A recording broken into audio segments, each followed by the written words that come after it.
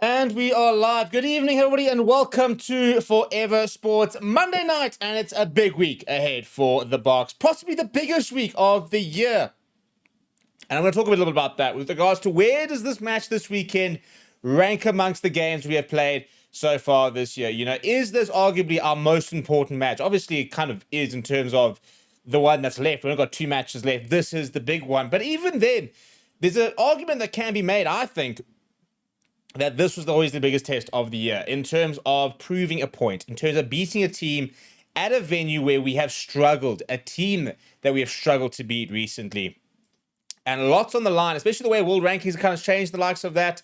There's a lot to talk about with regards to the significance of this game. And then I want to talk about the whole current big debate, and that is there an inherent bias against the Springboks? Is there this agenda out against Rassie Erasmus and his team? What's gone into it? Why are we feeling like there is, because we don't want to be stuck in a situation where we're kind of feeling like we're the victims all the time. You don't want to be in a situation like that. But it's just the way things have happened in the last few weeks. We just start to feel that there's a trend, a very worrying trend about the way our players are being treated at the moment versus players from other teams. That incidents that are happening from South African players are getting far stricter and harsher sanctions than players for other teams. And it's just a bit of a worrying trend in general. And Zondile Stick today in his press conference was asked that question and gave a very good answer. And the essential thing was they don't feel that they're being treated fairly at the moment. And he feels that there is currently a bias towards the Springboks. He also clarified that there is going to be an appeal regarding what happens after Franco Moster's hearing.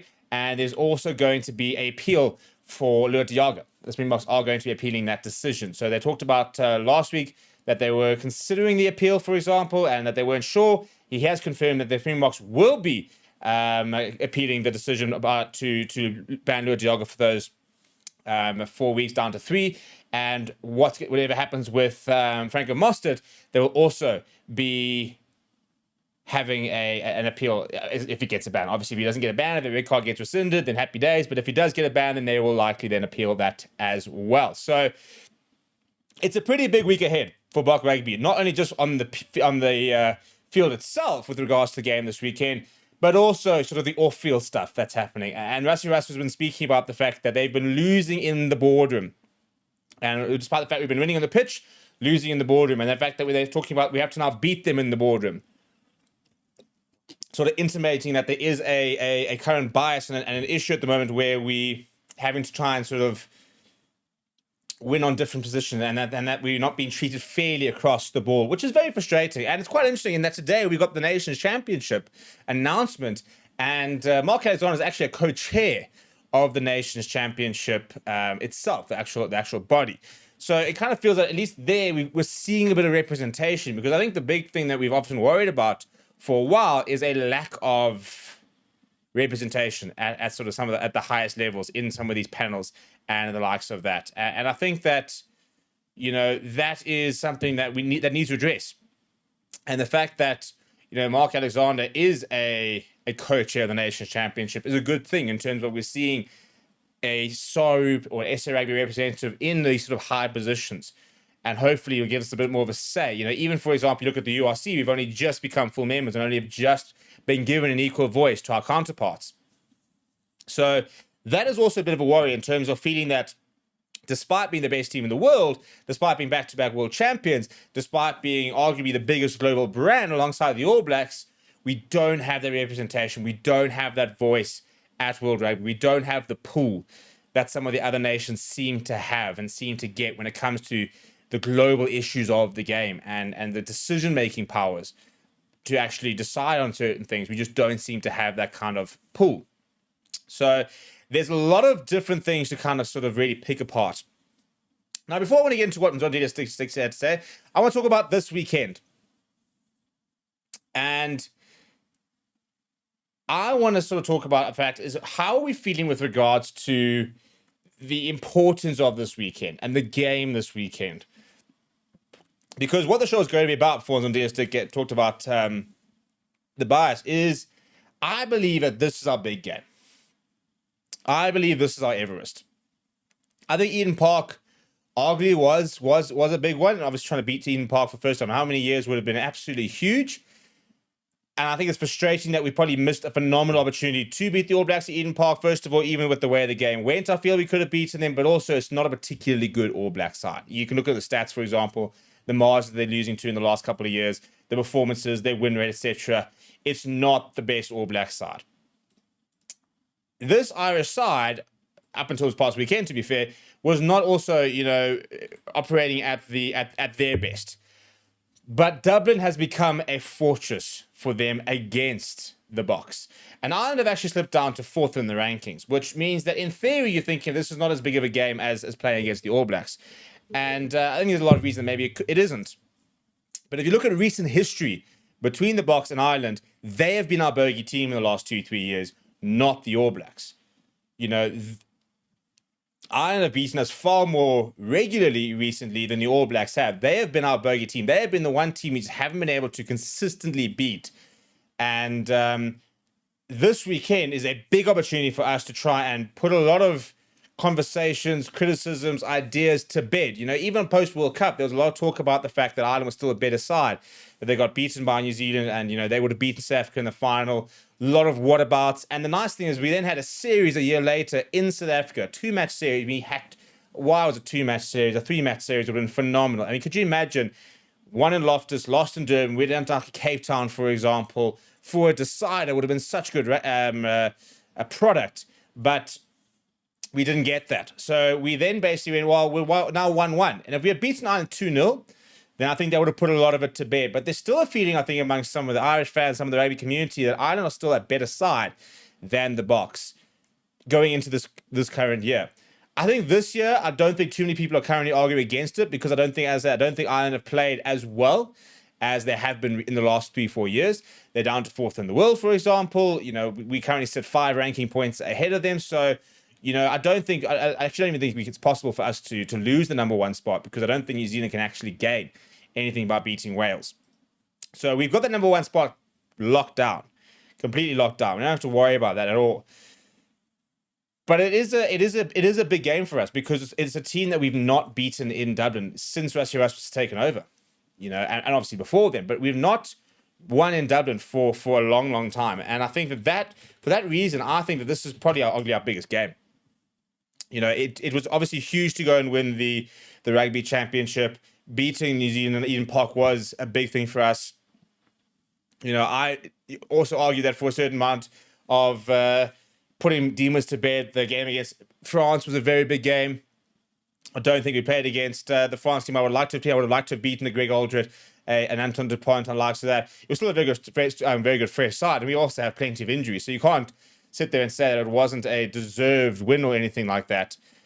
But I think that this would be a really big opportunity for the Boks to basically take away any doubt that we are the best side in the world. And the last time, when you look back at it, the last time we won in Dublin was 2012. So we have not won in Dublin in 13 years. And even if you go back to the last 3 games, the last 2 wins, 16 points to 12, 23 points to 21. And if you look at the last almost 20 odd years, for example, we've only won in Ireland twice. Since 2000, we've won in Ireland twice.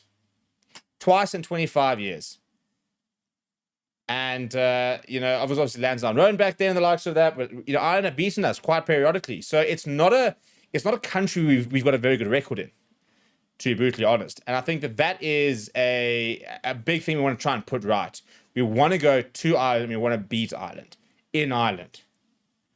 Because our record in Ireland overall is played 17. We've won 9. They've won 7, drawn 1. But recently, in the 2000s, for example, only 3 wins. 2000, 2012, 2011. You compare the record to in South Africa, where we've won 10 out of 12. So I think it's a big opportunity for us to kind of put that whole thing to bed, to go to the Aviva Stadium and to get a victory against an Irish side, which is still the majority of the side that made them the best team in the world. And I really think that if we can go and get that job done, it would have been a phenomenal. I mean, we finished with 13 out of 15 wins this year. And those include a record defeat against the All Blacks, a record defeat against Argentina, a big win against France, hopefully a big win against Ireland. I don't think you could have asked for a much better year. That loss to Australia probably stands out as the biggest blip, inverted commas. Even Eden Park was frustrating, but I can kind of get over it. At first, I think we could have beaten them, and on another day should have, and I think a couple of soft moments. But we weren't outplayed. That Australia match was just a disaster. But this weekend, we go and win this weekend, then that's been close to one of the best years we probably ever had. So I'm really looking forward to it. I think it's going to be a great game. Let's talk about what Sondiastic had to say about today, because it's an interesting situation, and I'm looking forward to sort of seeing. And he was quite funny in that he even spoke about the fact he doesn't want to get a ban. You know, he's a bit nervous about saying too much, and because obviously Russia has been banned before and the likes. But I think he spoke very well about the reason that there's frustration, and where there's an inherent bias, for example. I don't think you're going to go that one, but this is what he basically had to say. I just think he summed it up so well. He said, if you look at Franco Mostard's actions, and even those alert Diago's the previous week, they've done everything by the book. The only mistake is that maybe the contact was high and near the head, but I don't understand how that becomes a permanent red card. I think Franco Mostard got a much better case than Luat Diago. I think Luat Diago, there was obviously head contact. Franco Mostard, I still don't think there was. But both of them went quite low. He then said, from our side as coaches, we still need to work hard. We can see that these guys are nice and tall, and they try to do everything by the book, but because rugby is a physical game, we don't always get it perfect. But for them to say the tackle was never legal, is disappointing. I think that's a good point in terms of you might get things wrong. But I think the point he's making is that they're both going down quite low. They're both trying to bring the arm around. Luat Diago, for example, doesn't get the timing right, and his arm doesn't come around in time. I still think that Franco Mostard was attempting to wrap. I just don't think his arm ever gets around because of different factors. But as I say, the attempt is there. They're not going upright into tackles. You know, they're not launching themselves up, for example, with tucked arms over here, or this, or arms around there. So it's a matter of the final moments not quite getting it right. And I think that's where he's saying it's like, say it was never legal.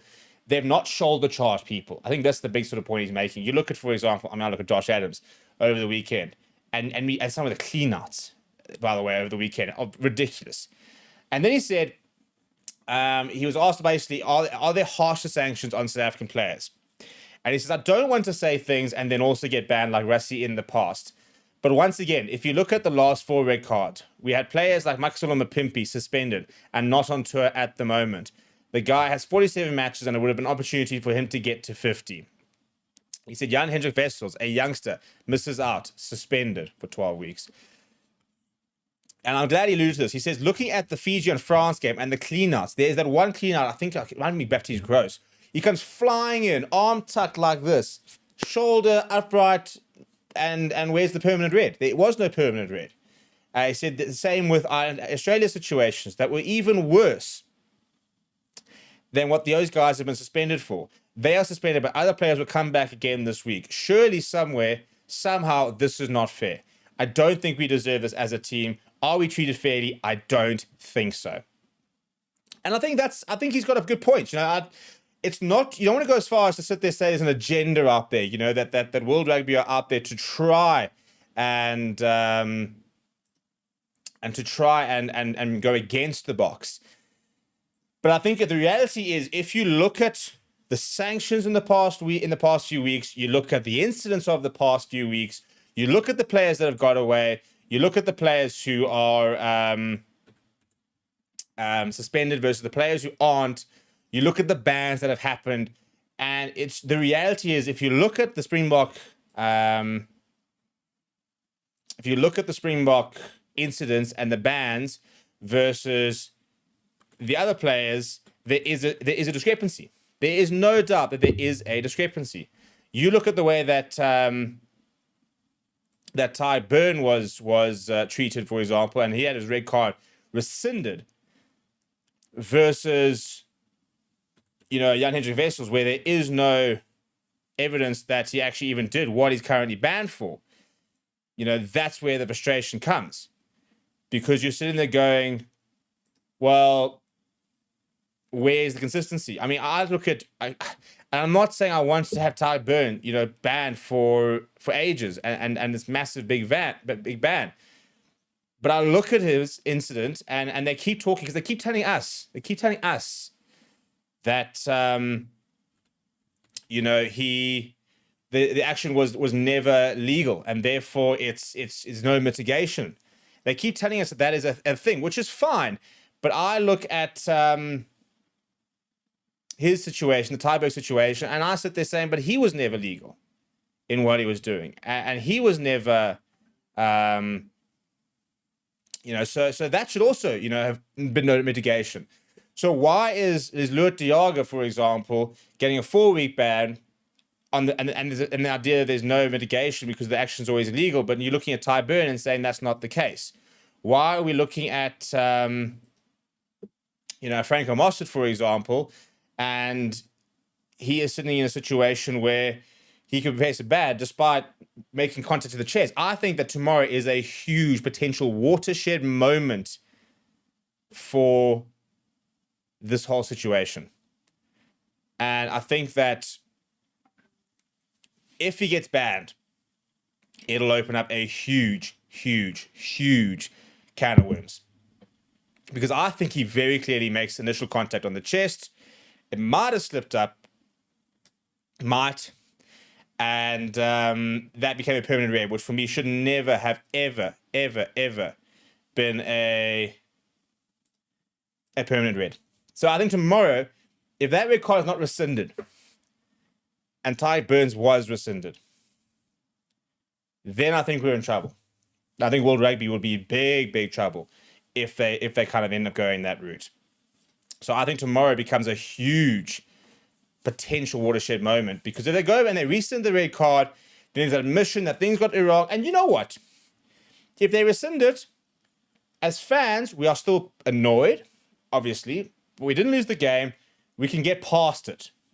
We'll still be annoyed about Young Ninja Vessels one, and maybe a little bit frustrated with the Loet de Jager one. I'm finding the Loet de Jager one easier to kind of get over. I kind of see that there was... My issue is not the fact that Loet de Jager got the red or that he got suspended, but the fact that other incidents of the same level for me didn't get the same treatment. But if they rescind the red tomorrow, I think as fans, we can kind of go, well, you know what? You're putting your hands up and you're admitting the mistakes and you're rescinding the red card, and that's the right decision. So justice has, in inverted commas, prevailed eventually. And given the fact that they have rescinded the red card this month for Ty Burn, there is precedent to do that. And I want to see that happen.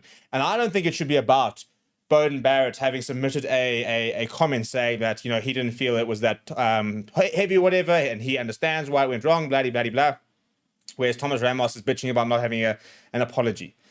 It shouldn't come down to what the player has to say. I don't understand why we even listening to what Thomas Ramos had to say. We can see what happened. You should only be taking player submissions in incidents. To be fair, like the Young Ninja Vessels incident, I still think it opens up a can of worms, inverted commas, he said, she said. So you can take them in terms of being able to compare their events, but when you can see so many different angles of, for example, the Franco Mostert hit, what does Paulo Garbizzi have to say? I mean, Paulo Garbizzi goes and says he felt head contact. We must now go say, oh yeah, well, there's definitely head contact. But if Franco Mostert says, I felt my shoulder hit his chest, so I think the player submissions is a very, very slippery road, because some players can maybe give their version, inverted commas, and their version might not be entirely consistent to what happened, because also, it's happening to them in a split second. And so I think that you've got to be very careful about leaning too much on what the players have had to say. So let's go through some of the comments, shall we? So Warren said, I feel the TMOs have a memo out against the Springboks. It didn't help that we had a French TMO last week. Camper said Vilko didn't even have the ball in hand when the Italian player did that. Alpha Lincoln says it has all started with the Young Ninja Vessels case going outside the World Rugby structures at a real court. And Donovan says, I am really glad you are having this conversation. Out of ignorance, is there any board of complaint procedure that Rusty can take against the decision we are receiving? So you can appeal these decisions, and Six Nations, which kind of sanctions the Autumn Nations series, they don't have to create a new board, for example, a new hearing, as long as they think, but obviously they can still appoint them. My understanding is you can still then take complaints to World Rugby. I think there is a pathway for that. And then down the line, you can take things to like Court of Arbitration of Sport. But I mean, that's more for like a Piro Dianti's case. I think to Asanatin Tlabakanya, for example, let's say he gets a ban and they say, we don't like this. And they go up to the World Rugby and they hold and they say, no, we think this is wrong. You can go up to, for example, the Court of Arbitration of Sport. But they don't really get involved in minor things like a 12-match ban is a pretty minor thing. By the time you get any sort of hearing and result at the Court of Arbitration of Sport, the ban will have been done anyway. So it's far more long-term stuff and major stuff. If you want to go right to the top. So I think that's I don't think you'll go from that far with regards to sort of the current stuff. Kirk says, after decision on young injured vessels, there is no other conclusion that higher ups are trying to set SA teams and the box back. And it says Rusty is appealing both cards now. How are we guarantee that it would be a fair panel? Unfortunately, we kind of have to trust the process. And I think that's also the problem is we don't trust the process right now. And we've not been given a lot of good reasons to trust the process. So it's a frustrating situation because, even if we appeal the card, at the moment, we don't trust the panels and the committees and the likes of that to make the right decision. We don't have that trust in the structures, which is a worrying place to be in, to be perfectly honest. Shongalora says, I don't think the refs are specifically against the box. I think they are against physicality. They want to soften up the game to cater for Europeans who are getting softer and softer. Well, yes and no. I mean, the French pack's getting bigger and bigger. I think the Irish are also becoming quite big. There's definitely been a move to kind of deep out the scrum and the likes of that. But I don't think that necessarily it would really help because I think a lot of the European sides are getting quite big. And quite physical. And it says, I try to select my team, push the button looking for Mkunu, but the past weekend team is now showing as my prediction team. Please help. So, I mean, that's if you just load the previous team. He was being added very recently, so I can actually go check now. He should be there now. If you go refresh everything now, you can obviously take those players out and just press the big X, but he should be there as well. And Lutiaga, for example, shouldn't be there because he's now banned and not available. So I did see some people did pick him last week. So we have made him unavailable. But so I think it's going to be I think tomorrow will be a big moment. And I think that's going to be interesting to sort of see what happens there. And Cognomen says, but how are you suggesting World Rugby can be held accountable? Nothing, nowhere they'll be able to be held accountable. We have no power to hold them accountable. I mean, in theory, you don't really have a lot of mechanisms. Again, there's the Court of Arbitration and Sport. You kind of are the global judiciary body, I suppose, is probably the best way of putting it, of sport. They don't really sanction World Rugby, I suppose, to a certain degree, but in theory, you could take legal cases to them. But World Rugby at the end of the day is the kind of stopping point of professional rugby. So you kind of have to operate within those realms. Similarly, the URC is accountable to the World Rugby, and the likes of that. You kind of structures go up to the top. They are the top. So there is certain bodies above them, but not big ones. We're not within rugby anyway. But speaking of my picks, people, this is my predicted side for this weekend. Now, somebody made a very good point, which I actually forgot about. And that's that it's Arceus Neyman's 50th test this weekend if he plays. And they always like to start players on their 50th test. But not always. They haven't always, but they like to.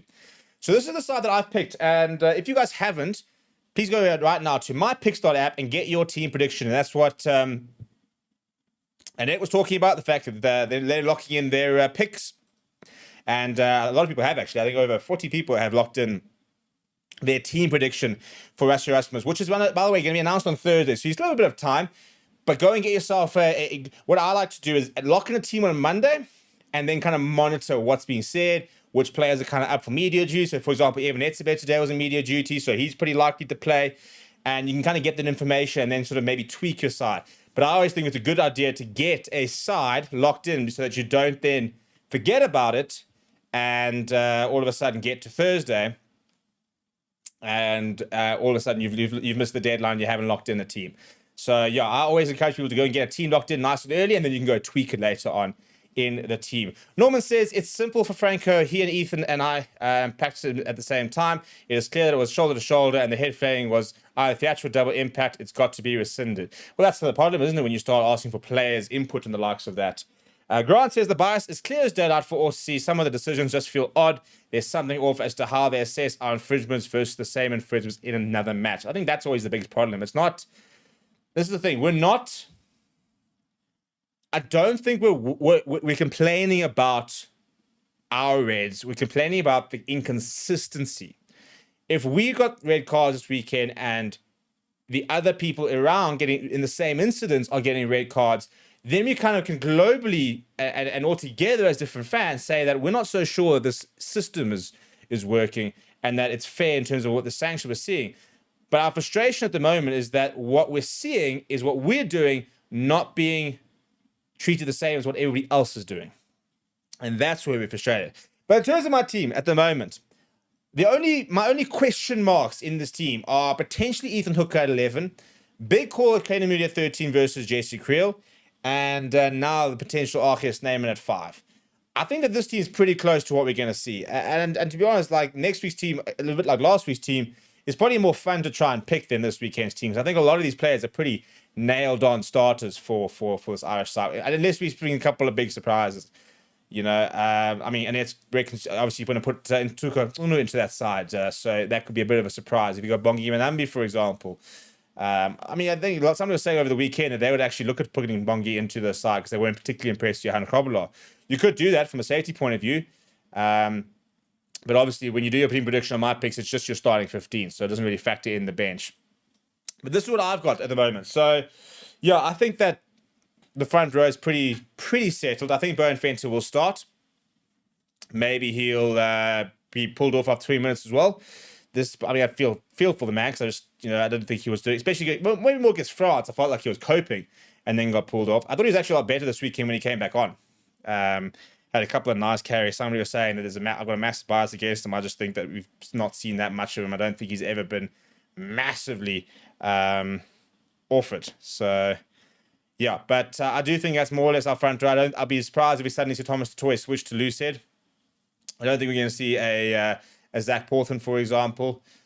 We might see we'll probably see Asenate and Clavacania against Wales potentially. Obviously, there'll be no Thomas Toy because he won't be available. There'll be no Arceus Neyman. There'll be no Jean Clay. And there'll be no who else is not going to be available? We're assuming that our Japanese-based players will be available. That's my understanding. So it's more or less just those guys. It's also your European-based players, really. So that's pretty much it. I think our back three, as I said, I think Ethan Hooker is the only consideration there. I think Jason Colby starts. For me, it's just where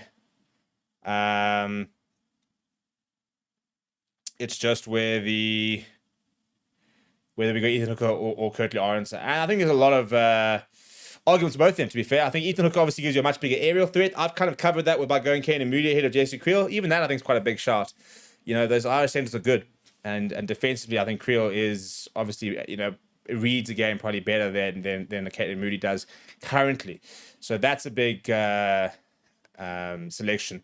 I think the biggest selection is obviously going to be the bench this weekend, and the big thing that everybody's talking about is Andre Pollard or Mari Liebach, and I just really hope that they go with Mari Liebach. I really hope they reward a player who's just been so good off the bench recently. He's been so reliable. He's been seeing off games, he's been creating things, and playing with so much confidence at the moment that I really do hope that that they give him a go. We're going to start wrapping up, people, and it's Monday night, so I just thought I'd jump on here and thank a shout out for all you guys for getting involved. We're actually going to redirect you guys to Sports Therapy, which is a series I do on my personal channel where basically I jump on a couch and just reflect on the weekend, lose a bit of my marbles, and it's a nice therapy to kind of get everything out. It was a good therapy session today, to be fair, because it was a very good weekend. So we're going to redirect you to that very, very shortly. A big shout out to all of you guys who have gone and subscribed to my personal channel.